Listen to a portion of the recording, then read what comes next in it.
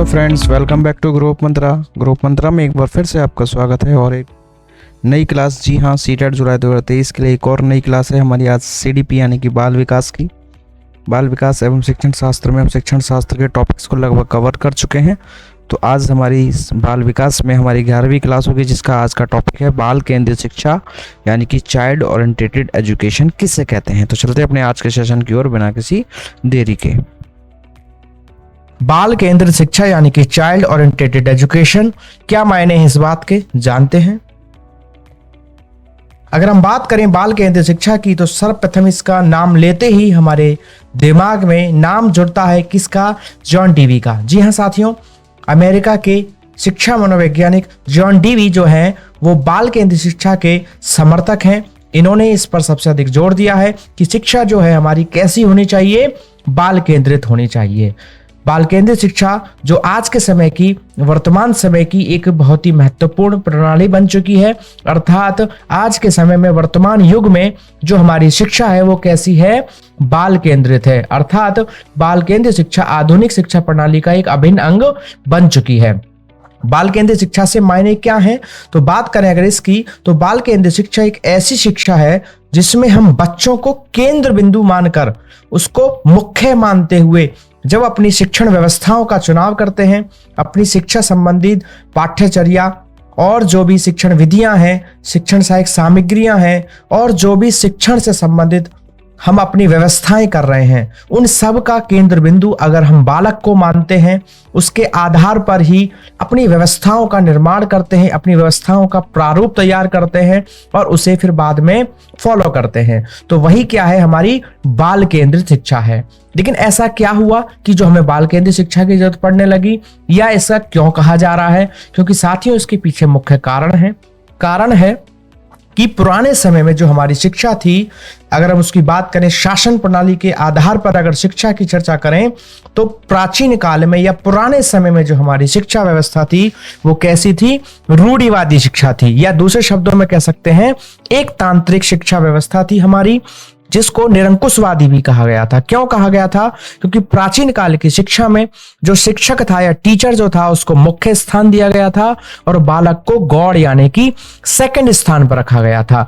यानी कि पुराने समय में जो शिक्षक था वो सर्वे सर्वा था और बालक जो है एक सेकंड नंबर पर उसको रखा जा रहा था। यानी कि उसकी क्षमताओं को न मानते हुए शिक्षक अपने अनुसार चीजों को करने का प्रयास करता था, इसलिए उस शिक्षा को निरंकुशवादी शिक्षा के नाम से भी जाना गया, या इंग्लिश में इसको कह लेते हैं सुप्रीमेसी। लेकिन साथियों वर्तमान में हमारी जो शिक्षा प्रणाली है वो कैसी है, प्रजातांत्रिक है या कह सकते हैं लोकतांत्रिक है, इंग्लिश में कह सकते हैं डेमोक्रेटिक। अर्थात आज सभी के जो अधिकार हैं समान हैं, सबको अपने तरक्की करने के लिए, विकास करने के लिए समान रूप से अवसर उपलब्ध होने चाहिए। इस आधार पर अब वर्तमान समय में शिक्षा व्यवस्था में बालक को मुख्य स्थान दिया गया है और शिक्षक को गौड़ स्थान दिया गया है, या कह सकते हैं एक सहायक या मेंटर या परामर्शदाता या निर्देशन देने के लिए उसको अब शामिल किया गया है। तो इसीलिए हम चर्चा करते हैं बाल केंद्रित शिक्षा की। अर्थात हमारी शिक्षा व्यवस्था ऐसी होनी चाहिए जिसमें उस व्यवस्था का केंद्र बिंदु, जो भी चीजें तैयार की जा रही हैं वो किसको आधार मानकर किया जाए, बालक को, ना कि शिक्षक या जो भी हमारा पाठ्यचर्या है आदि, इन सबको ध्यान में रखा जाए। तो ध्यान में रखने के योग्य बात इसमें कौन सी मानी जाती है कि महत्वपूर्ण जो स्थान है इसमें बालक को है। तो बालक के आधार पर अब सारी चीजें बनाई जाएं, इसी को ही कहा गया है बाल केंद्रित शिक्षा। तो अब क्यों बनाया गया इसको, तो एक बार और डिटेल में जान लेते हैं।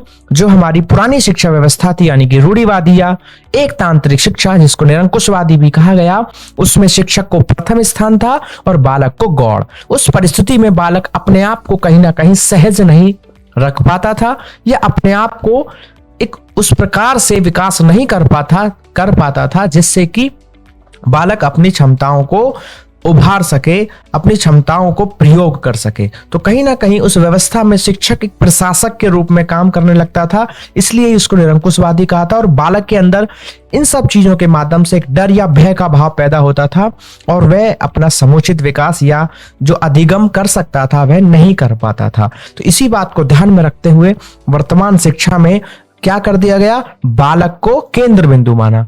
अब क्या है, हमारी वर्तमान शिक्षा प्रणाली में बालक को प्रथम स्थान है और शिक्षक को गौड़ यानी कि सेकंड है। अब देखिए, बच्चा भी कंफर्ट है, टीचर भी कंफर्ट है। आप पिछले उसमें देख पा रहे थे कि बच्चा और शिक्षक दोनों ही परेशान से दिख रहे हैं इस व्यवस्था में, लेकिन अब वर्तमान में क्या है, दोनों ही बहुत पोलाइट एंड सॉफ्ट नेचर में देखने को मिल रहे हैं। क्योंकि इसमें क्या है, जब बच्चे को आधार मान लिया जाता है तो चीजें सरल रूप से चल पाती हैं। बच्चा अपनी समस्याओं को बता पाएगा और उसकी क्षमताओं को प्रयोग करते हुए उन्हीं चीजों को प्रयोग किया जाएगा जिससे वो जल्दी सीख सकें। शिक्षक को अब कठिनाई नहीं होगी क्योंकि अब बच्चे के बारे में उसको पता चल चुका है कि बच्चे की क्या डिमांड्स हैं, क्या क्षमताएं हैं, कैसे वो सीखता है। अगर इस पे ध्यान दिया जाएगा तो शिक्षक को भी अब कम प्रयास करने होंगे किसी चीज को करने के लिए। तो इसलिए याद रखेंगे कि वर्तमान शिक्षा में हमारे बालक को प्रथम स्थान है और गौड़ यानी कि सेकंड स्थान हमारे शिक्षक को दिया गया है। प्राचीन काल में शिक्षा का जो उद्देश्य था वो क्या था, केवल बालकों को ज्ञान उपलब्ध कराना था या चीजों को याद कराने से था, या फिर कह सकते हैं कॉग्निटिव या जो संज्ञानात्मक पक्ष है या ज्ञानात्मक पक्ष है सिर्फ उसको विकसित करना चाहते थे, यानी कि बालक को सिर्फ जानकारी देने से था। इसलिए भी कहीं ना कहीं हमारी वो शिक्षा व्यवस्था कैसी मानी गई, कमजोर मानी गई, खराब मानी गई। क्योंकि उस समय क्या था, सिर्फ बालक का हम कौन से पक्ष का विकास कर रहे थे, कॉग्निटिव का यानी कि ज्ञानात्मक पक्ष का ही विकास कर रहे थे। सिर्फ बच्चों को याद कराने पर ही जोर दिया जा रहा था। लेकिन वही बात करें आज के वर्तमान समय की शिक्षा प्रणाली की, बाल केंद्रित शिक्षा की, तो इस समय अब सिर्फ बालकों को ज्ञान उपलब्ध कराने पर ही जोर नहीं दिया जाता, साथ ही साथ उसका क्रियात्मक और भावात्मक रूप से भी विकास किया जाता है। यानी कि वर्तमान जो शिक्षा है, बाल केंद्रित शिक्षा है, वो किसका विकास करती है, हमारे बालक के ज्ञानात्मक, भावात्मक और क्रियात्मक तीनों पक्षों का विकास करती है। ज्ञान वहां पर सिर्फ ज्ञान ही ग्रहण किया जा रहा था, लेकिन यहां पर अब ज्ञान जो है प्रयोग भी किया जा रहा है भावात्मक रूप से और क्रियात्मक रूप से। अब ज्ञान जो है उसकी चीजों में शामिल हो पा रहा है, इसलिए भी बाल केंद्रित शिक्षा को अच्छा माना जाता है। अगला, प्राचीन समय में शिक्षा अध्यापक केंद्रित होती थी, जिससे शिक्षण क्या हो जाता था, नीरस या बोरिंग हो जाता था। क्योंकि शिक्षक अपने अनुसार चीजों को करता था, बच्चों को उसमें शामिल नहीं करता था। तो शिक्षक जब बच्चों को शामिल नहीं करेगा तो एक समय बाद बच्चों को उन बातों को सुनने में ज्यादा इंटरेस्ट नहीं आएगा, या जो उनकी क्षमताएं जब उनके अनुसार चीजें चलेंगी ही नहीं तो बच्चे के समझ में नहीं आएगा, और जब चीजें समझ में ही नहीं आएंगी तो फिर इंटरेस्ट या रुचि का भाव कहीं ना कहीं कम होता चलेगा, जिसके कारण हमारी नीरसता या बोरिंग का जो भाव है वो पैदा होने लगता है। तो प्राचीन समय में जब व्यवस्था शिक्षक आधारित हुई या होती थी तो उसके कारण क्या होता था, बच्चों में नीरसता आती थी, बोरिंग भाव जो है पैदा होता था, जिसके कारण वे उन चीजों में रुचि नहीं ले पाते थे। लेकिन जब बाल केंद्रित शिक्षा के अंतर्गत बालकों की रुचियों को ध्यान में रखा गया, वो कैसे सीखते हैं इन बातों को ध्यान में रखा गया, उनकी क्षमताओं को ध्यान में रखा जाता है, तो फिर बालकों को कहीं ना कहीं चीजों को करने में आनंद की प्राप्ति होती है, रुचि पैदा होती है, उनका अभिप्रेरणा का स्तर बढ़ता चला जाता है। जैसा कि आप देख रहे हैं, जब व्यवस्था शिक्षक आधारित थी तो बच्चे कैसे नीरस होकर के बैठे हैं, और जैसी व्यवस्थाएं बालकों को आधार मानते हुए, उनकी रुचियों को ध्यान में रखते हुए, उनकी प्रवृत्ति यानी कि एटीट्यूड्स को ध्यान में रखते हुए और उनकी क्षमताओं को ध्यान में रखते हुए जब किया गया तो बच्चे कितने highly motivated and fresh and fine होकर के चीजों को करने का प्रयास कर रहे हैं। तो कहीं ना कहीं बाल केंद्रित शिक्षा जो है इसलिए भी आवश्यक है क्योंकि इसमें बच्चे खुद से रुचि ले पा रहे हैं, आनंद ले पा रहे हैं, चीजों में शामिल हो पा रहे हैं। तो एक बार जानते हैं फटाफट से इनकी जो व्यवस्था है हमारी बाल केंद्रित शिक्षा, इसका क्या महत्व है। तो हालांकि हम चर्चा कर चुके हैं, लेकिन अब टू द पॉइंट बिल्कुल एग्जाम के हिसाब से जो क्वेश्चंस बनते हैं उसके हिसाब से थोड़ी सी चर्चा करेंगे कि बाल केंद्रित शिक्षा का क्या महत्व है। इंपोर्टेंस ऑफ चाइल्ड सेंटर्ड या चाइल्ड ओरिएंटेड एजुकेशन, इससे क्या फायदा होगा। जब बच्चे बाल केंद्रित शिक्षा के अनुसार पढ़ते हैं तो उनके लिए विषय वस्तु कैसी हो जाती है, सरल। क्योंकि हमने जब बाल केंद्रित शिक्षा बनाई तो जो भी चीजें हम करेंगे वो ऐसी करेंगे जो बालकों का लेवल है या उनका जो स्तर है जब उनके अनुसार हम उन चीजों को करेंगे तो बच्चों के लिए वो क्या हो जाएंगी, सरल। क्योंकि जो हमारा लेवल है, अगर उस चीज से हम चीजों को करते हैं तो हमें चीजों को करने में ज्यादा कठिनाई नहीं होती है, कठिनाई नहीं होगी तो सरल होंगे और हमारा सीखने का स्तर जो है तेजी से बढ़ना शुरू हो जाएगा। तो पहली विशेषता कि बाल केंद्रित शिक्षा के कारण विषय वस्तु कैसी हो जाती है, बच्चों के लिए सरल हो जाती है, इजी हो जाती है, चुटकियों में बच्चा चीजों को समझना शुरू कर देता है। वहीं बाल केंद्रित शिक्षा से विषय वस्तु और कैसी हो जाती है, रुचिपूर्ण हो जाती है, उसको उसमें इंटरेस्ट आता है, क्योंकि उसमें उन्हीं बिंदुओं को समावेशन किया जाता है जो उनकी क्षमताएं होती हैं या जिन चीजों के बारे में वो जानते हैं या जिन चीजों को वो आसानी से जान या पहचान सकते हैं। तो इससे क्या होता है, बच्चे को उसमें इंटरेस्ट आता है, उसमें रुचि पैदा होती है। और क्या होता है, बाल केंद्रित शिक्षा में बालक की आवश्यकता, रुचि एवं क्षमता को ध्यान में रखा जाता है। बिल्कुल, ये बात बिल्कुल नहीं भूलनी है कि बाल केंद्रित शिक्षा का मतलब ही यह है कि बालकों की आवश्यकताओं को ध्यान में रखा जाए कि उनकी आवश्यकताएं क्या हैं, उनकी किन चीजों में रुचि है, उनकी क्षमताएं कितनी हैं। जब उसके आधार पर हम अपनी शिक्षण व्यवस्था को करते हैं, चीजों को लागू करते हैं, तो उससे बालक का क्या होता है, उसमें बहुत ज्यादा रुचि पैदा होती है और आसानी से चीजों को वो समझना शुरू कर देता है। बाल केंद्रित शिक्षा में शिक्षक बच्चों को प्रधान मानते हैं। बिल्कुल, बच्चों को फर्स्ट वैल्यू दी गई है, बिल्कुल मेन माना गया है, मेन वैल्यू दी गई है, जिससे क्या होता है, शिक्षा का महत्व बढ़ जाता है। क्योंकि शिक्षा का काम करने का ही पीछे उद्देश्य है कि बालक का विकास किया जा सके, सर्वांगीण विकास किया जा सके। तो जो एक्चुअल में एजुकेशन का एम है, ऑब्जेक्टिव है, वो बच्चों के विकास से ही है। और जब बच्चों को ही हमने प्रधान मान लिया और उसके आधार पर चीजें की जा रही हैं, तो निश्चित तौर पर जो हमारे ऑब्जेक्टिव हैं या एम्स हैं या गोल्स हैं, उनको प्राप्ति की पूरी संभावना होती है। तो कहीं ना कहीं इस आधार पर बाल केंद्रित शिक्षा जो है क्या कर पाती है, इसके आधार पर शिक्षा का महत्व बढ़ जाता है। बाल केंद्रित शिक्षा में बच्चों को व्यवहारिक और सामाजिक शिक्षा दी जाती है। बिल्कुल, कि व्यवहार यानी कि करके सीखने पर चीजों को वो कर पाते हैं, देख पाते हैं, अपने आसपास की चीजों से रिलेट कर पाते हैं, जोड़ पाते हैं और अपने आसपास के लोगों से भी क्या कर पाते हैं, इंटरेक्शन कर पाते हैं, उनसे शामिल कर पाते हैं अपनी चीजों को। तो कहीं ना कहीं इस आधार पर भी बच्चे के विकास में या अधिगम जो है वो कहीं ना कहीं प्रभावित होता है या चीजें ज्यादा होनी शुरू हो जाती हैं। इससे पाठ्यचर्या में भी बहुत फायदा मिलता है कि अब जो है नियमों पर ज्यादा जोर नहीं देते हैं, या बच्चा कहीं ना कहीं प्रारंभ में नियमों को इतनी अच्छी समझ नहीं होती है, तो अब क्या है, उसमें व्यवहारिक चीजें जोड़ी जाती हैं, अर्थात करके सीखना या ऐसे उदाहरण, ऐसी पिक्चर समावेशन किया जाता है उनका कि जिसके कारण बालक उनको आसानी से कोरिलेट कर पाता है चीजों से और उसके कारण उनको समझने का जो उसका व्यू है वो अच्छा विकसित हो पाता है और वह उनको आसानी से चीजों को करता चला जाता है। यह शिक्षा बाल केंद्रित होने से बच्चों के आत्म अभिव्यक्ति या सेल्फ जो रिप्रेजेंटेशन है उसके भी अवसर बढ़ जाते हैं। क्या मतलब इस बात से, देखो, जब बच्चे की क्षमताओं को ध्यान में रखोगे, उसको वैल्यू दोगे, तो बच्चा अपनी बातों को अब कहने के लिए क्या हो जाएगा, थोड़ा सा सक्षम हो जाएगा या अपनी बात को कहने में डर या झिझक नहीं रखेगा। जिस कारण से जिन पक्षों को हम सोचते रहते हैं पता नहीं क्यों रिजल्ट्स नहीं आ रहे हैं, क्यों कुछ अच्छा नहीं हो पा रहा है, तो उनको अब हमें सोचना ही नहीं है। अब बच्चा हमें खुद से उन चीजों को बताने का प्रयास करता है या जो भी उसकी क्षमताएं हैं वो आसानी से स्पष्ट होनी शुरू हो जाती हैं और हमें आसानी से पता चल जाता है कि हमें किस पक्ष पर काम करना है और किन चीजों पर कम ध्यान देना है। तो कहीं ना कहीं इसके आधार पर बालकों में सेल्फ रिप्रेजेंटेशन की क्षमता बढ़ती है, जिससे कहीं ना कहीं शिक्षक के लिए जो और भी आसानी आ जाती है। तो बिल्कुल बाल केंद्रित शिक्षा के कारण बच्चों में आत्म अभिव्यक्ति के अवसर बढ़ जाते हैं या इसकी क्षमता अधिक विकसित हो जाती है। यह पाठ्यचर्या बालक की आवश्यकताओं के साथ साथ जीवन से भी संबंधित होती है। अगर हम अपनी व्यवस्था बाल केंद्रित बनाते हैं तो जो भी चीजें हमारी शिक्षण प्रक्रियाओं में शामिल की जाती हैं वो कहीं ना कहीं इस प्रकार की शामिल हो जाती हैं जो अब उसको क्या करती हैं, यूजफुल होने लगती हैं, अर्थात वो जीवन में विभिन्न प्रकार के कार्यों में, दिन प्रतिदिन के कार्यों में काम आती हैं।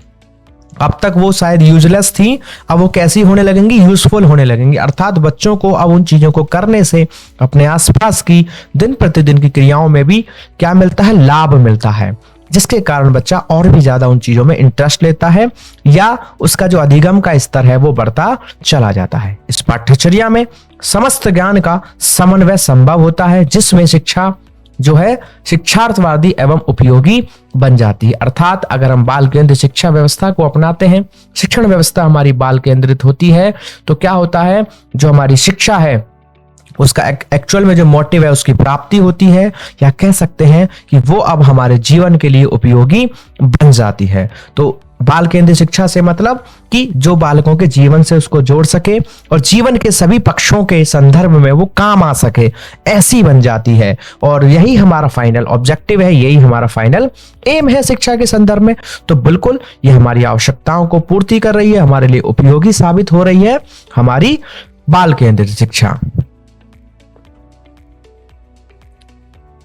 बाल केंद्रित शिक्षा अपने आप में कहीं ना कहीं लचीली होती है, क्योंकि जब हम बालकों की क्षमताओं को ध्यान में रखेंगे तो हमें फिर अपनी चीजों में उन चीजों को शामिल करना पड़ता है जो कैसी हैं, बच्चों के लिए इजी टू कैरी है, अर्थात जिनको वो आसानी से लेकर आगे बढ़ सकें। और जिन चीजों को वो आसानी से लेकर चल सकते हैं, तो कहीं ना कहीं हमें अपनी व्यवस्था में थोड़ा सा ढिलाई करनी पड़ेगी या उन चीजों का समावेशन करना पड़ेगा जो बच्चों के अनुसार हो। तो हम कहीं ना कहीं अपनी व्यवस्था में परिवर्तन कर पा रहे हैं, अपनी चीजों को आसानी से बदल पा रहे हैं। तो इसलिए इसको हम कहीं ना कहीं लचीली व्यवस्था भी कह सकते हैं।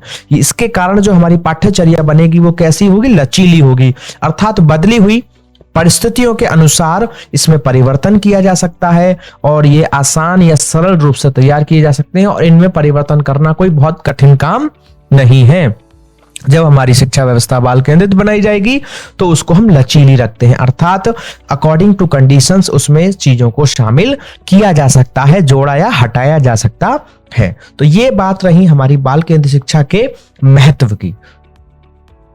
बालकों के संदर्भ में शिक्षक को उनके व्यवहार के मूल आधार, आवश्यकताएं, मानसिक लेवल, योग्यता, रुचि, व्यक्तित्व आदि का विस्तृत ज्ञान होना चाहिए। बिल्कुल अगर हमारी शिक्षा व्यवस्था बाल केंद्रित है तो शिक्षक को इस बात का बिल्कुल अच्छे से ज्ञान होना चाहिए कि बालक व्यवहार कैसे करता है, कौन सी क्षमताओं के साथ वो पैदा होता है, कौन कौन सी उसकी आवश्यकताएं होती हैं, उसका किस स्तर पर या कह लीजिए किस आयु पर किस स्तर का मानसिक जो है क्षमताएं विकसित हो जाती हैं, क्या उसकी योग्यताएं हैं, किन चीजों में उसकी रुचि है और वह किस प्रकार के एक व्यक्तित्व को अपने अंदर लेकर बैठा है। तो जब इन चीजों का अगर शिक्षक को अच्छे से ज्ञान होता है तो निश्चित तौर पर बालक की जो भी क्षमताएं हैं उनको हम बहुत तेजी से उभार सकते हैं या उनमें अधिगम या विकास संबंधी क्षमताओं को और भी तेज कर सकते हैं। ऐसी एबिलिटीज को डेवलप करने में हमें आसानी होगी।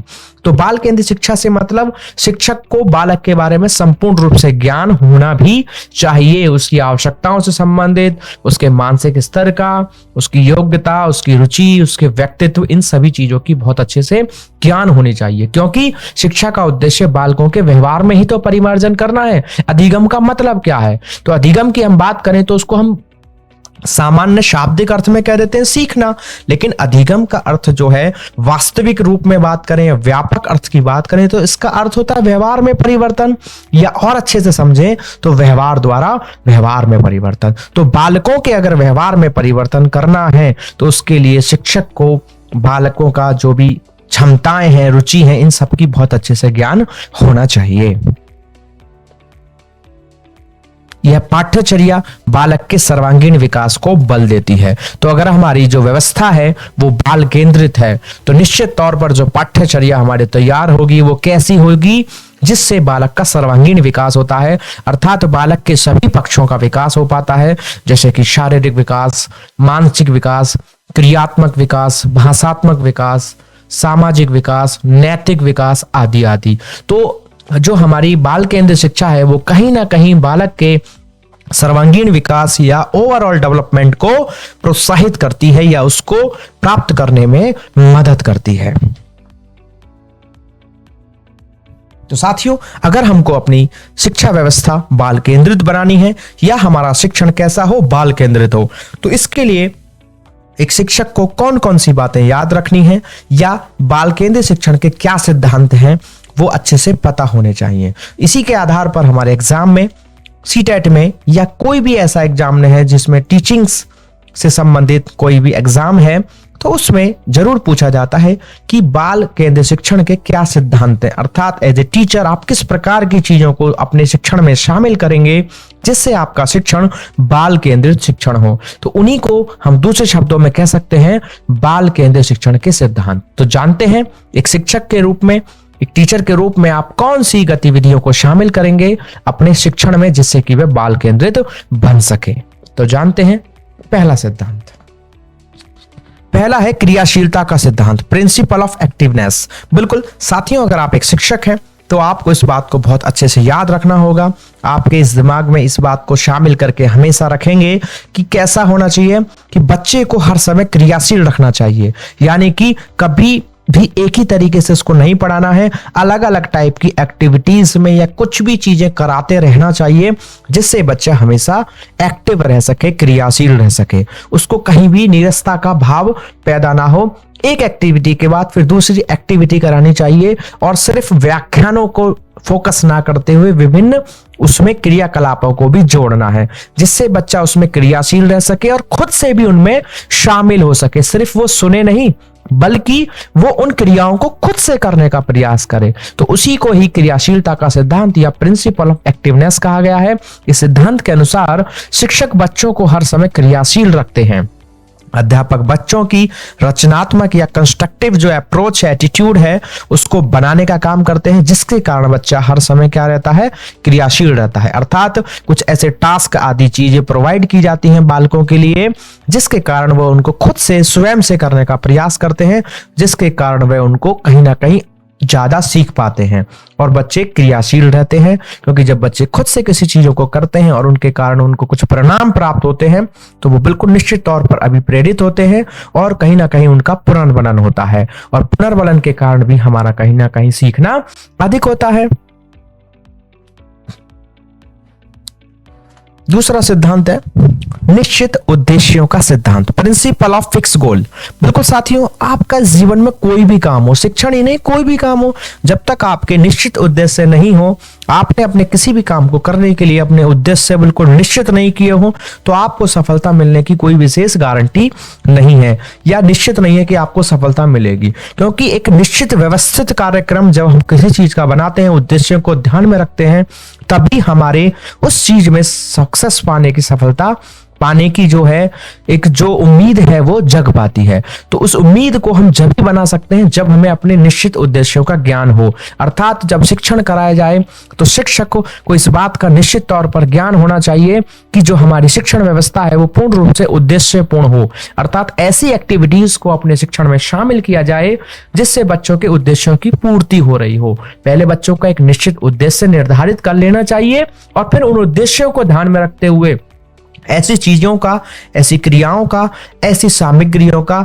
चुनाव करना चाहिए और फिर उनको अपने शिक्षण में लागू करना चाहिए। अगर ऐसा शिक्षक करता है तो निश्चित तौर पर वह बच्चों का सर्वांगीण विकास कर सकता है। तो बिल्कुल निश्चित तौर पर याद रखना है कि शिक्षक को बाल केंद्रित शिक्षा के अनुसार निश्चित उद्देश्यों का सिद्धांत यानी कि निश्चित उद्देश्यों का ज्ञान होना चाहिए। रुचि का सिद्धांत अर्थात इस बात से है कि शिक्षण ऐसा होना चाहिए, शिक्षण के दौरान शिक्षक को अपनी चीजों में ऐसी गतिविधियां या ऐसी शिक्षण सहायक सामग्री या विधियां प्रयोग करनी चाहिए जिससे बच्चे को उसमें रुचि आए, इंटरेस्ट आए। अर्थात प्रभावशाली शिक्षण वही होता है जिसमें बच्चों की रुचि होती है। बिना रुचि वाला शिक्षण कैसा होता है, नीरस हो जाता है, बोरिंग हो जाता है, जिसके कारण बच्चा जो है उसमें आनंद नहीं लेता है। आनंद से मतलब इस बात का है कि उसमें उसको रुचि पैदा नहीं होती है, उसको एक अंदर से एक मोटिवेशन लेवल तैयार नहीं होता है, उसको ये इस बात का आभास नहीं होता है कि मैं कुछ सीख रहा हूं या मैं कुछ कर सकता हूं। तो जब ऐसा बालक को एहसास नहीं होता है तो वो आगे की क्रियाओं में कैसा होता चला जाता है, निष्क्रिय होता चला जाता है। तो इसलिए एक शिक्षक को इस बात का बिल्कुल अच्छे से ध्यान रखना चाहिए कि इस सिद्धांत के अनुसार कि बालकों को शिक्षण के दौरान उन चीजों को समझने में रुचि का भाव पैदा हो, इंटरेस्ट पैदा हो। अगर ऐसा शिक्षक कर पाता है तो प्रभावशाली शिक्षण वो कहलाता है। तो प्रभावशाली शिक्षण के लिए आवश्यक है कि शिक्षण के दौरान शिक्षक क्या करे, विभिन्न प्रकार के तरीकों को ढूंढ ढूंढ कर अपने शिक्षण के दौरान, अपनी क्लास में शिक्षण के दौरान शामिल करें, जिससे बच्चों को वो चीजें समझ में आए, उनकी रुचि पैदा हो, और जिसके कारण बच्चे को क्या है, नीरसता का भाव नहीं आएगा और बच्चा उन चीजों को आगे करने का प्रयास करेगा। तो कहीं ना कहीं एक अच्छे शिक्षण के लिए बाल केंद्रित शिक्षण अगर कहें तो बालकों की उसमें रुचि पैदा होनी चाहिए। एक ऐसा शिक्षण ही क्या है, बाल केंद्रित शिक्षण है। इसी के साथ साथ व्यक्तिगत विभिन्नताओं का सिद्धांत, अर्थात बाल केंद्रित शिक्षा के अनुसार यह इस बात को स्पष्ट करता है कि एक शिक्षक को या हमारी जो भी शिक्षण व्यवस्थाएं हैं वो इस प्रकार की हो कि वो एक एक बच्चे की, अपनी क्लास में बैठे हर एक बच्चे की क्षमताओं को अलग अलग भी जाने। अर्थात किसी भी चीज को पढ़ाने से पहले, करने से पहले जो भी चीजें शामिल की जाएं, उनको इस आधार से उनका चुनाव किया जाए कि उससे एक एक बच्चे की आवश्यकताओं की पूर्ति हो रही हो या उसमें प्रत्येक बच्चे की क्षमताओं को ध्यान में रखा गया हो। क्योंकि हर व्यक्ति का अपना एक अलग व्यक्तित्व होता है। कहने को तो बुद्धि सबके पास जन्मजात है, संवेग भी जन्मजात है, भाषाई क्षमता भी जन्मजात है, लेकिन उसके बावजूद भी समान आयु के होते हुए भी हमारे अंदर कुछ व्यक्तिगत विभिन्नताएं पाई जाती हैं। यहां तक कि एक ही माता पिता से उत्पन्न होने वाली संतानें भी कभी भी पूर्ण रूप से समान नहीं होती हैं। तो इस बात को एक शिक्षक को बिल्कुल ध्यान रखना चाहिए। अगर हम इस बात को ध्यान रखते हैं तो वो हमारी व्यवस्था कैसी कहलाएगी, बाल केंद्रित शिक्षा। अर्थात हमारी बाल केंद्रित शिक्षा इस बात को कहती है कि, इस बात को सुनिश्चित करती है कि बालकों की व्यक्तिगत विभिन्नताओं को ध्यान में रखा जाए और एक एक बालक की जो भी क्षमताएं हैं उनको अलग अलग जानकर अच्छे से उन चीजों पर ध्यान आकर्षण करते हुए अपनी शिक्षण व्यवस्थाएं या विधियों को या जो भी चीजें हैं उनको लागू किया जाना चाहिए। इसी को व्यक्तिगत विभिन्नताओं का सिद्धांत या प्रिंसिपल ऑफ इंडिविजुअल डिफरेंसेस कहा गया है। अगर हम एक ही तरीके से पढ़ाएंगे तो हो सकता है कि सभी की क्षमताएं समान ना हो, और हो सकता है नहीं, निश्चित तौर पर कभी भी सभी बच्चों की क्षमताएं समान नहीं हो सकती। तो ऐसी परिस्थितियों में कुछ बालकों का विकास होगा, अधिगम होगा, लेकिन कुछ बच्चे या कई बार काफी बच्चे पिछड़ सकते हैं। इसलिए एक बाल केंद्रित शिक्षा को अगर आप ध्यान में रखना चाहते हैं तो निश्चित तौर पर इस बात को सुनिश्चित करना होगा कि हमें प्रत्येक बच्चे की जो क्षमताएं हैं उनको ध्यान में रखते हुए शिक्षण करें। तो उसी को कहा गया है व्यक्तिगत विभिन्नताओं का सिद्धांत। अगला है जीवन से संबंधित करने का सिद्धांत। बिल्कुल साथियों, इस जीवन में, प्रकृति में हम जो भी कुछ करते हैं कहीं ना कहीं वो हमारे जीवन में अगर उपयोगी होती हैं तो हमें उन चीजों को करने में और भी ज्यादा आनंद आता है, एक खुशी पैदा होती है, या कह लीजिए चीजों को करने में ज्यादा कठिनाई नहीं महसूस होती है। तो बिल्कुल निश्चित तौर पर एक बाल केंद्रित शिक्षा का मतलब है कि शिक्षण के दौरान ऐसी चीजों को शामिल किया जाए, ऐसे उदाहरण, ऐसी चीजों को शामिल किया जाए जो कहीं ना कहीं उसके जीवन में भी काम आती हो और वह उनको एक्सपीरियंस कर सके अपने जीवन में, और उनको अपनी दैनिक समस्याओं को भी कहीं ना कहीं उनके द्वारा सीखी या जानी हुई चीजों को जो उसने कक्षाओं में जानी है वो उसके दैनिक जीवन की समस्याओं को भी हल कर पा रही हो। अगर ऐसा होता है तो बिल्कुल निश्चित तौर पर वो एक बाल केंद्रित शिक्षा कहलाती है। तो principle to correlate the life, ऐसी एक पॉलिसी, एक या ऐसी शिक्षण व्यवस्था क्या कहती है, हमारी बाल केंद्रित शिक्षा को प्रमोट करने का काम करती है। शिक्षण जीवन से संबंधित होना चाहिए।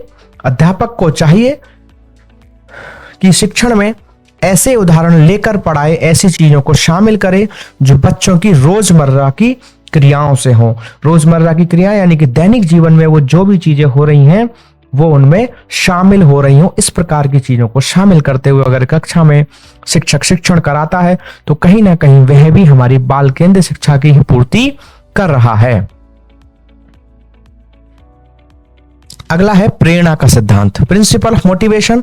बिल्कुल साथियों, जीवन में इस प्रकृति में अभिप्रेरणा को बड़ा ही महत्वपूर्ण स्थान दिया गया है, क्योंकि अभिप्रेरणा एक ऐसी चीज बताई गई है जो हमारा किसी कार्य को करने के प्रति इंटरेस्ट को पैदा करता है या जो काम चल रहा है उसको बनाए रखने में मदद करता है। तो बिल्कुल शिक्षक को शिक्षण के दौरान इस बात को निश्चित तौर पर सुनिश्चित करना चाहिए कि वो ऐसी चीजों को शामिल करे जिससे बच्चा उससे क्या हो, अभिप्रेरित हो। और अगर यदि बच्चा अभिप्रेरित होता है तो निश्चित तौर पर जो शिक्षण प्रक्रिया है वो दो गुनी प्रभावशाली हो जाती है। शिक्षण करते समय यदि बच्चे को बीच बीच में अभिप्रेरित करते हैं तो क्या होता है, तो शिक्षण जो है वो 2 गुना प्रभावशाली हो जाता है। तो प्रभावशाली शिक्षण के लिए, बाल केंद्रित शिक्षा के लिए एक महत्वपूर्ण आवश्यक चीजों में से एक क्या है? प्रेरणा या मोटिवेशन। मोटिवेशन के कारण भी बालकों को सीखने में, व्यवहार परिवर्तन में या विकास संबंधी चीजों में बहुत ही लाभदायक सिद्ध होती है या एक महत्वपूर्ण रोल प्ले करती है, जिसके कारण बच्चों सीखने की जो अपनी गति है, जो उसकी क्षमताओं में वृद्धि है, वो तेज गति से होती है। प्रेरणा किसी भी काम की गति को क्योंकि क्या कर देती है? बढ़ा देती है। अतः बच्चों को प्रेरित करते रहना चाहिए।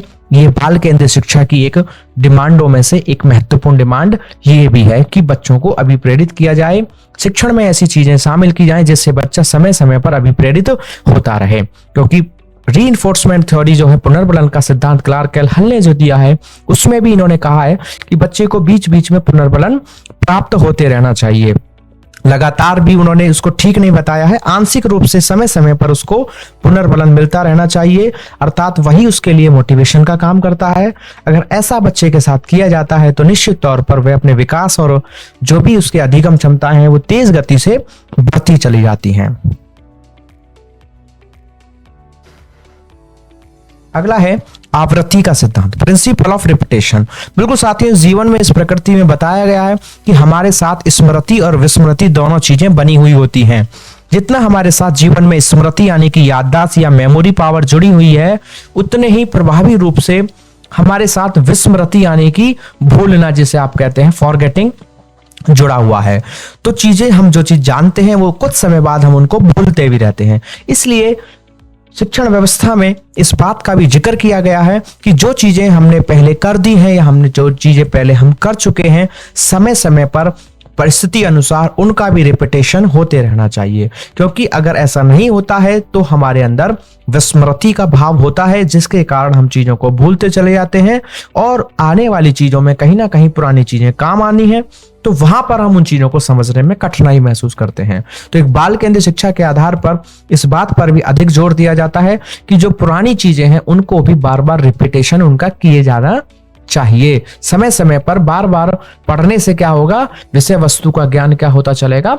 स्थायी होता चला जाएगा और हमारी जो विस्मृति है वो नहीं होगी, हमारी चीजें याद रहेंगी और कहीं ना कहीं वो आने वाली परिस्थितियों में भी काम आएंगी। उस कारण से हमारी आने वाली चीजों में हमें सीखने में और भी तेज गति प्राप्त हो सकती है। अतः विषय की पुनरावृत्ति जरूर करवाते रहना चाहिए, जिससे कि बच्चों को चीजों को आत्मसात करने में, आने वाली नवीन चीजों को भी आत्मसात करने में ज्यादा कठिनाई नहीं होनी चाहिए। तो आवृत्ति का सिद्धांत बिल्कुल बाल केंद्रित शिक्षा को ही प्रमोट करने का काम करता है। अगला है लोकतांत्रिक सिद्धांत। लोकतांत्रिक से मतलब है कि एक शिक्षक को या जो भी हमारी शिक्षण व्यवस्थाएं बनाई जा रही हैं उसमें इस बात को निश्चित तौर पर ध्यान देना चाहिए कि जो भी हम चीजें बना रहे हैं वो इस प्रकार की हो कि उसमें किसी के भी हितों को हम जो है खराब ना करें या किसी के भी साथ अहित नहीं होना चाहिए। अर्थात हर व्यक्ति की, अर्थात यहां पर बालकों के से संदर्भ में है तो हर बालक की जो भी उनकी आवश्यकताएं हैं उनको ध्यान में रखा जाए। किसी भी प्रकार से उनसे कोई भेदभाव नहीं होना चाहिए। पूर्ण रूप से भेदभाव रहित जो हमारी व्यवस्था है वो क्या है? लोकतांत्रिक सिद्धांत को ही प्रमोट करती है या कहती है कि हमारी व्यवस्था कैसी हुई? लोकतांत्रिक या डेमोक्रेटिक हुई। तो एक शिक्षक को या हमारी शिक्षण व्यवस्थाओं को कैसा होना चाहिए? लोकतांत्रिक होना चाहिए। अर्थात सभी छात्रों को समान दृष्टिकोण से देखना और उनके साथ किसी भी प्रकार से कोई भेदभाव ना किया जाए। सभी को समान रूप से समान अवसर उपलब्ध कराने के प्रयास किए जाने चाहिए और सभी को शामिल करते हुए अपनी शिक्षण व्यवस्थाओं का चुनाव करना चाहिए और शिक्षण करना चाहिए। अगर हम ऐसा करते हैं तो निश्चित तौर पर हम एक बाल केंद्रित शिक्षा का समर्थन करते हैं या हमारी शिक्षण व्यवस्थाएं बाल केंद्रित कहलाएंगी। तो कहीं ना कहीं बाल केंद्रित शिक्षा की एक डिमांड यह भी है कि हमारी शिक्षण व्यवस्थाएं कैसी होनी चाहिए? लोकतांत्रिक होनी चाहिए, डेमोक्रेटिक होनी चाहिए। अर्थात शिक्षक को सभी छात्रों को एक समान दृष्टि से देखना चाहिए, ना कि भेदभावपूर्ण तरीके से। प्रश्न पूछने का उत्तर देने के संदर्भ में शिक्षा को बदलाव नहीं करना चाहिए, यानी कि अंतर नहीं होना चाहिए। सभी को समान रूप से शामिल करते हुए समान अवसर उपलब्ध कराने चाहिए। यह हमारी एक बाल केंद्रित शिक्षा की जो डिमांड्स हैं उनमें से कहीं ना कहीं एक है। तो कहीं ना कहीं ये हमारा शिक्षण का एक सिद्धांत बनता है कि हमें अपनी चीजों को लोकतांत्रिक बनाए रखना है। अगला है बालक का सर्वांगीण विकास का सिद्धांत, अर्थात हमारी शिक्षण व्यवस्थाएं कैसी होनी चाहिए कि बालकों के सभी प्रकार के विकास उससे होने चाहिए। यानी कि उसमें खेलों को भी महत्व देना चाहिए, लैंग्वेज या ऐसी एक्टिविटीज करानी चाहिए जिसमें बच्चा जो है अपने अभिव्यक्ति कर सके, या कुछ ऐसे अपने जो बच्चे के पास स्किल्स होते हैं जो अपने फिजिकली होते हैं, जैसे किसी को डांस करना अच्छा आता है, किसी को खेलों में अधिक रुचि है जैसे कि भाग दौड़ जैसे खेलों में है, कोई अच्छा जिम्नास्टिक्स वाली एक्टिविटीज कर सकता है। तो इन सभी चीजों को भी शिक्षण में शामिल करना चाहिए। तो जैसी भी जिस बालक पर जिस प्रकार की भी कोई स्पेशल स्किल है उसको प्रमोट करना चाहिए, और जिन लोगों के पास नहीं भी है कोई ऐसा पर्टिकुलर स्किल तो उनका भी कहीं ना कहीं कुछ विकास करने का प्रयास करना चाहिए। तो सिर्फ हमें बालकों का मानसिक विकास नहीं करना है, कहने का मतलब सर्वांगीण विकास के सिद्धांत से यह है कि हमें सिर्फ बालक का ज्ञानात्मक पक्ष का विकास नहीं करना है, सिर्फ मानसिक क्षमताओं को नहीं बढ़ाना है, चीजों को याद नहीं कराना है, बल्कि जो चीजें उसने जानी है वो उसके क्रियाओं में, उसके भावों में, उसकी भाषा में शामिल होनी चाहिए। उसके आधार पर वो शारीरिक रूप से भी प्रबल बन सके, मानसिक जो क्षमताएं वो भी उसकी अच्छी विकसित हो, और उसका चरित्र भी अच्छा बन सके, उसका संस्कृति का विकास हो, उसके सामाजिकता का भाव हो, और उसके नेतृत्व करने की क्षमता भी पैदा हो सके, और वो एक अपनी बात को स्पष्ट रूप से कहने वाला भी बन सके, आदि आदि। तो कहने का मतलब सर्वांगीण विकास इन शॉर्ट अगर कहा जाए कि बालक के प्रत्येक प्रकार का विकास होना चाहिए, ऐसी चीजों को हमारे शिक्षण में शामिल करना चाहिए। हमारे कैरिकुलम में, पाठ्यक्रम में विभिन्न ऐसी गतिविधियों को भी शामिल करना चाहिए जिससे किसी भी प्रकार के बालक में कैसी भी कोई अपना पर्टिकुलर स्किल है वो पीछे ना रहे, और वह उनको भी प्रयोग करके अपने उस कौशल का प्रयोग करके अपनी क्षमताओं को बढ़ा सके। और अगर किसी बालक का अन्य प्रकार की किसी चीज में रुचि है तो उनको विकसित करने में उसकी सहायता की जाए। तो इसी को सर्वांगीण विकास का सिद्धांत कहा गया है, जो कि एक बाल केंद्रित शिक्षा का मेन मोटिव है, क्योंकि कंक्लूज फाइनल यही है कि बालक का सर्वांगीण विकास होना चाहिए। ये सारी व्यवस्थाएं बनाई इसलिए जा रही हैं कि बालक का एक भी पक्ष जो है वो कमजोर ना रहे, वो प्रत्येक पक्षों में अच्छे से चीजों में अपना विकास कर सके। अगला है चयन का सिद्धांत। बिल्कुल, चीजों का चयन जो किया जाए, जो चुनाव किया जाए वो इस तरीके से किया जाए कि बच्चों की योग्यताओं के अनुरूप हो। जो भी विषय वस्तु, कैरिकुलम आदि तैयार किया जाए वो बच्चों की जो क्षमताएं हैं, योग्यताएं हैं, उनके आधार पर किया जाए। सभी प्रकार के बच्चों के आधार पर सोचते हुए चीजों को शामिल किया जाए, या उनके एक ऐसी युक्ति का प्रयोग किया जाए जो सबकी क्षमताओं को कहीं ना कहीं क्या करते हों, फुलफिल करते हों। तो बालकों को मानसिक दशा का भी ध्यान में रखा जाए, उनकी योग्यताओं को ध्यान में रखा जाए, और उसी के आधार पर विषय वस्तु, जो भी हमारी शिक्षण व्यवस्था है, शिक्षण विधियां हैं, शिक्षण पद्धतियां हैं, शिक्षण सूत्र हैं, या शिक्षण सहायक सामग्रियां हैं, उनका चुनाव किया जाना चाहिए। बहुत ही सोच समझ के एक व्यवस्थित ढंग से उनका निर्माण किया जाए, चुनाव किया जाए। उसी के आधार पर हम बच्चों को अपना जो भी हमारा शिक्षण का उद्देश्य है वो पूर्ण कर पाएंगे। तो बिल्कुल चीजों का चयन बहुत अच्छे से किया जाना चाहिए, एक एक बिंदु को, एक एक बच्चे को, उनकी क्षमताओं को, योग्यताओं को, उनकी परिस्थितियों को, उनकी आवश्यकताओं को ध्यान में रखते हुए। तो इसी को ही हम क्या कहते हैं, बाल केंद्रित शिक्षा। तो कंक्लूड फाइनल इस टॉपिक की बात करेंगे कि बाल केंद्रित शिक्षा क्या कहती है। तो बाल केंद्रित शिक्षा के अंतर्गत कहने का मतलब यह है कि हमारी एक ऐसी शिक्षण व्यवस्था जिसमें जो भी हमारा पाठ्यक्रम तैयार किया जाए वो कैसा होना चाहिए, लचीला होना चाहिए, ज्ञान पर केंद्रीय होना चाहिए, बच्चों की रुचि पर आधारित होना चाहिए, राष्ट्रीय भावनाओं को भी विकसित करे, बालकों के मानसिक स्तर को भी सुधारे, बच्चे का क्रियात्मक पक्ष का भी विकास करे, और बच्चे के भावात्मक पक्षों का भी विकास करे। अर्थात बालक के सभी पक्षों का विकास करे, और बालक को मुख्य रूप से स्थान देने का मतलब यही है कि उस पर कोई तानाशाही नहीं की जाए, या उसके जो क्षमताएं हैं, योग्यताएं हैं, उनको किसी भी प्रकार से अनदेखा ना किया जाए। ऐसी चीजों का चुनाव बिल्कुल भी ना किया जाए जो बच्चे के लिए कठिन है या जिन चीजों में वो कठिनाई महसूस करता है। ऐसी चीजों का चुनाव किया जाए चाहे उनके लिए हमें कितने भी प्रयास करने पड़े, लेकिन चीजों का चुनाव ऐसी ही करना है जिससे बच्चा अपने लक्ष्य को प्राप्त कर सके, अपने उद्देश्य जो भी हमारे शिक्षा के हैं वो पूर्ण हो सके और हम अपने जो भी हमारा एम है, लक्ष्य है, हम उसकी प्राप्ति कर सके। तो साथियों, इसी के साथ हमने अपनी आज की इस क्लास में जाना बाल केंद्रित शिक्षा। तो साथियों, आज की क्लास में सिर्फ इतना ही। उम्मीद है कि आपको आज की क्लास अच्छे से समझ में आई होगी। अगर आपको आज का सेशन अच्छा लगा तो वीडियो को लाइक करें एंड शेयर करें। वैसे आपके हमें कमेंट्स मिल रहे हैं बराबर, और कुछ बच्चे व्हाट्सएप के माध्यम से भी कनेक्ट हो रहे हैं और वहाँ पर आकर के कमेंट कर रहे हैं और अपनी बातें बता रहे हैं। तो हालांकि माहौल सकारात्मक है, आपको चीज़ें समझ में आ रही हैं, लेकिन फिर भी अगर आपको कुछ कमी लगती है, कोई आपका सुझाव है, तो आप कमेंट कर सकते हैं, या आप टेलीग्राम या व्हाट्सएप के माध्यम से जुड़कर अपनी बात हमसे शेयर कर सकते हैं। हम बिल्कुल उसमें सुधार करने का या जो भी चीज़ें हैं उनको और अच्छे से करने का प्रयास करेंगे। साथ ही साथ कुछ बच्चों का सवाल है कि हमें इन टॉपिक्स की PDF कैसे मिलेगी, हमें अगर हार्ड कॉपी या सॉफ्ट कॉपी चाहिए तो वो कैसे मिलेगी। तो इसके लिए आप इसी वीडियो के डिस्क्रिप्शन बॉक्स में व्हाट्सअप नंबर दिया हो, वहाँ पर अपने नाम से मैसेज छोड़ें और अपना क्वेश्चन छोड़ें या PDF लिख कर छोड़ दें। हम उसके बारे में आपको जानकारी दे देंगे और आपको PDF प्रोवाइड कराने का तरीका बता देंगे। तो चलते हैं साथियों, मिलते हैं आपसे अपनी अगली क्लास में अपने एक नए टॉपिक के साथ। तब तक के लिए आप इसी प्रकार बने रहें, पढ़ते रहें, सीखते रहें। Thanks for watching. Don't forget to like and share the video. Please subscribe the channel.